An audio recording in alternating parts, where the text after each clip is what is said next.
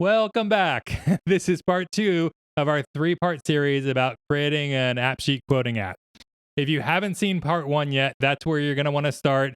We created our spreadsheet for actually storing our data there and imported that into AppSheet to use as the kind of data source for our AppSheet app. So you really need that in order to proceed with what we show in this video. And what we're going to look at here is how to actually show our data via views, and also how to add virtual columns so that you can calculate subtotals and totals within your app. We're also going to look at how you can build faster with AppSheet by using AI to help you out. All right, let's get started. All right, now we want to move on to setting up our views, and we do that over here and underneath the view menu. And you see AppSheet automatically created a initial view for me called quotes, which is a deck, which means it's going to show basically a list of all the different quotes that we've got in the system. But what I want to create for this initial view is really what we had seen in our demo app, which is we have this one main tab here, which is the first tab within our app that's actually going to show whatever the currently active quote on the one that we're working on. So the first thing I'm going to do is I'm just going to change this view name to quote. And I'm going to leave this for data to quotes right now. We'll come back to that in a little bit. But I want to set the view type to detail. And basically, a detail view lets you view one item at a time. So that's what we want in this particular case. We're just going to show that one active quote. And then finally, down here, we want to just change the icon of this to make it a little bit more appropriate. I think I used this one here to kind of show that this is a back and forth conversation about money. So that's our quote tab. Again, we're going to have to come back to get this completely working, but that's at least some initial setup for it. Next, we had the tab in the middle, which was the plus, which let us add in a new quote or create a new quote. So the way that I'm going to do that is by creating a new view under our primary navigation. And this tab bar here is what's referred to as the primary navigation. So I'm going to click to create a new view underneath that. And I want this one to be called add quotes. And the type is going to be quotes because that's what we're going to be adding.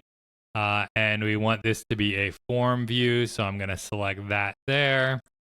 And we want to make the icon for this that plus symbol. So I'm just going to type plus down here and select this to make it a plus symbol. So you see that showing up here. All right, you see now this is in a different order than we had in our example app. Like in our example app, the quote was on the left and the add quote was in the middle. So where you can control that is up here underneath this position. So I'm going to set my add quote in the middle. And if I cancel that out, you see that that is now in the middle there. And I want to go back to my quote and I want to make that first. So first is going to make it furthest left, at least when you're looking at it here on the mobile app. Middle is going to put it in the middle, and then the later and last are going to put it towards the end of the menu. So that's at least giving us what we want now. And again, if I click create, it's going to go ahead and create a new item for me. All right, I'm immediately seeing here that there's a few things that I don't really need to be seeing on this form.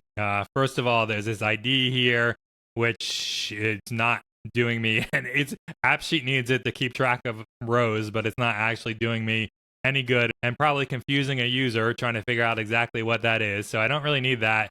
I don't really need the created date. Again, I mentioned we're going to use it for sorting later on, but we don't really need to see it. And we also don't really need to see this open yes or no. Again, that's what's going to be used by AppSheet to track whether that particular quote that we're working on is the active one, but we don't actually need to see it in our form, and we don't want users to be going and changing this value because it's something that's supposed to be handled more automatically. So let's get rid of all these things, and the way that I can do that is going back to my table again, and I'm going to go to my quotes table since that's what we're working with, and I want to uncheck show for the ID, and you see that immediately goes away. I want to uncheck show for created, that goes away, and I want to uncheck show for open. So all those things are still there. It's just not actually showing them anywhere within our app now, which is exactly what we want. Okay, now let's create our final view that we're going to show here, and that is our archive view. And this basically lets us see all of our quotes other and including the active quote that we have. So this is basically where you can go to find previous quotes that you had created from people and to open them up and make them the active quote. So in order to create this view, I'm going to go back to my views again. I'm going to click the plus to create a new view. I'm going to call this one archive. I'm going to say for this data quotes because I want to see all the quotes. And I'm going to make the view in this particular case. Since we don't have any data in here, you can't see what it actually looks like. But I'm going to make it a deck view, which basically puts a kind of a series of cards with a little bit of information. So it's just like a nice way to look at a formatted list with more information than you would see with just a bulleted list. So that's what we're going to call it. This is where we want to actually use that sorting. So we're going to add in a sort by here, and we're going to say we want to sort by created descending. And again, you can't see anything happening right now since we don't have data. But what this is going to do is when we pull up our archive list, it's going to show our most recent quotes at the top, sorted down to the least recent quotes at the bottom. So theoretically, the things that you've been working on most recently are the things that are most relevant to you. So those will show up at the top of the list. So that's sorting. Next thing we want to do is just assign our display. So let's search for an archive icon. And this one is good. And again, we want this to be in the last position. So I can either select later or last to get it to move over there. So you see now we're squared away there and we got all of our tabs in the order that we want them. All right, now let's actually add a quote so we have a little bit of data to work with. So I'm going to go to add quote, and I'm going to say that our client here is Dunder Mifflin, and our event is going to be the Dundies. And I can click save, and it's going to go ahead and create a quote. So if I go back and look at my archive right now, you see now what that deck view looks like. It's got an automatically selected title up at the top, which is the client name, and the event name underneath that. All right, so that is, we've now created at least a quote, and if I go and edit that quote, I can go and actually add items to it. So I'm going to go add, and we see here when I try to add a new item in, I had hidden the IDs for quotes, but I didn't hide the IDs for these items. So you see that that's still showing up there. So if I want to get rid of that, I can go back to my items again in my data view, and I can just unclick show for that. And you see now that ID is hidden there as well. All right, and let's proceed. We're going to select an item. So we'll just say that for the Dundies, we're going to have some hamburgers with buns, and we're going to have 20 of them. And I can click save. And you see now it's created a new item and associated it with that particular quote. So if I go back and look at my sheet again now, you see I've got a quote in here for that Dunder Mifflin Dundies quote being added. And then under items, it also added an item for that particular item, the hamburgers, which is linked to the ID using this catalog ID back to the hamburgers item table in the catalog here. And we've got a quantity of 20. So initial data is being put in place now. We're not actually doing any kind of calculation yet in order to figure out what the total is for that item, but it's actually saving the core data that we need in order to be able to do that. So now we're at the point that we want to figure out what the subtotal for this line is. So we want to take the price of the item, the price of a hamburger with bun, multiply it by the quantity, and get the subtotal for this specific line. So as you're working with AppSheet, you might be running into questions like this where you know what you want to do, but you're not exactly sure how to do it. And what I've done is I've created a AI tool specifically for AppSheet that can help answer these types of questions while you're working.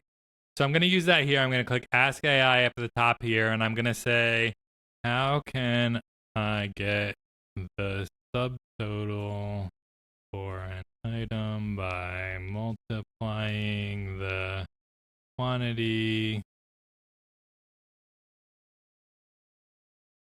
times the catalog items price. All right, and this extension is able to actually see what your app looks like, what your tables are in there, what your columns are. So it's able to come and give a suggestion on how we can actually do that. So what it's saying is that in order to do that, what we want to do is create a virtual column on the items table. And in this virtual column, we'll use an expression, which is kind of like a formula or that you would use in Google Sheets or Excel in order to do that calculation. And that's going to multiply the quantity by the lookup of the price each value for each one of those things. And this is basically what that expression is going to look like. And then it will automatically show the subtotal for each one of those items. So I could take this quantity and I could go and follow those steps and copy that value and paste it in there. But there's another tool within this AI extension that actually does that for you. So what I'm going to do is create what's called a virtual column for my table. And you do that by clicking the plus up at the top of the column here. And I'm going to call this extended, since this is going to be the extended price of the quantity times the item price. And I'm going to put in the app formula. And again, I had copied that. I could paste that here and it would give it to me. But there's also, especially when you're getting into more complex expressions, there's another tool that comes with this extension here called write expression. So I can click that and I can basically just describe what I want here. So I want the quantity times the catalog items price each.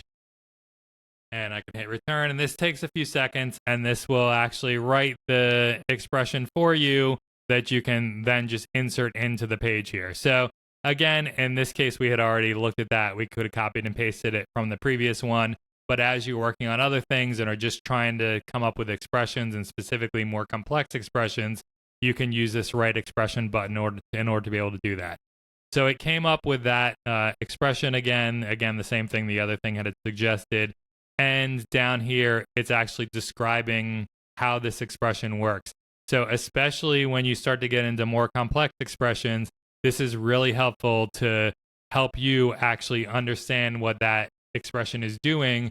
So should you need to create another expression that does something similar in the future, you have a kind of understanding of how it actually works versus just having the AI completely do it and write everything for you. So always helpful to look at this thing down at the bottom here to actually walk through how that works. And once you've got the expression where you want it, you can just click use this expression. It will insert it in there. This little check mark here means that it's validated, and I can click save. So now, if I save my project again and I look at my line item here, you see I've got my 20 hamburgers from my catalog. They were $2 each, I believe. Yes, $2 each.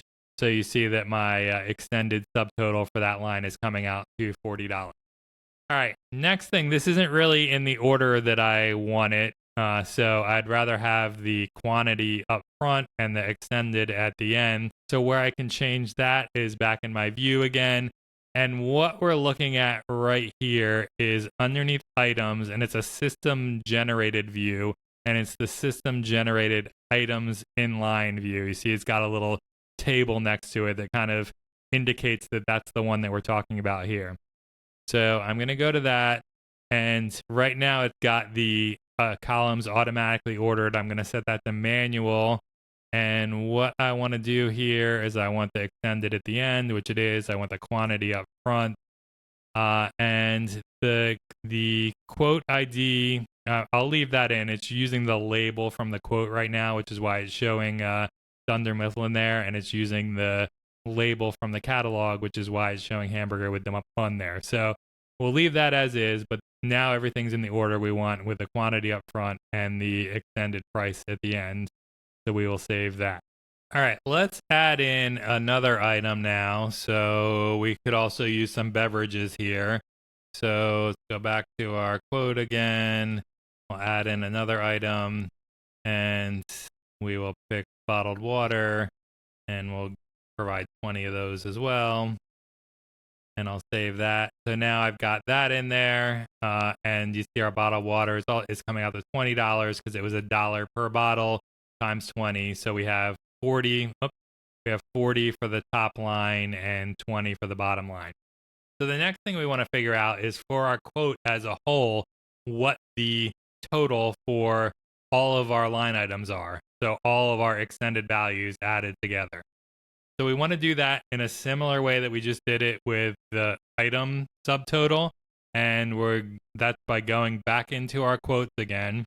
And I want to add in another virtual column. In this case, it's going to be total. And I'm going to use right expression for the formula again. If you want to use this extension, you can go. I'll include the link to it down below so that you can download it. But if you don't have the extension, you can just pause the video right here and copy exactly whatever is created in order to do the same thing on your side. So what I want to say here is get the total of all the extended values of all the linked item.